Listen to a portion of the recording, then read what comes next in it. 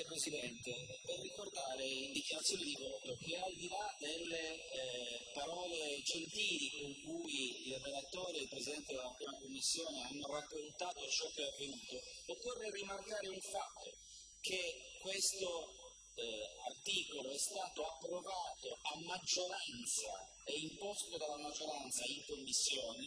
perché gli rappresentanti dell'opposizione avevano chiesto espressamente che il tema della legge elettorale fosse arricchito dei temi principali, di conseguenza la doppia preferenza di genere, di conseguenza le numerose disfunzioni che sono state create dall'ultima applicazione della legge elettorale. È ovvio che si deve distinguere una questione di merito da una questione di metodo, di conseguenza sul merito non possiamo essere contrari su un punto che di per sé è corretto, ma ciò che è sbagliato e mi auguro e auspico che per il futuro vada onestamente molto meglio è il fatto che non si possono portare proposte in maggioranza, oltretutto con un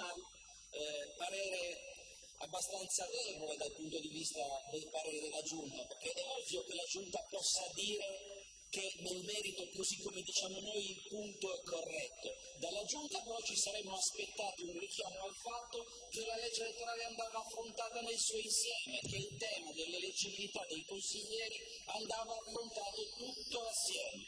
È questo che distingue il nostro modo di operare dal vostro modo di operare. Quindi contrari sul metodo, favorevoli sul merito. Onorevole Agus.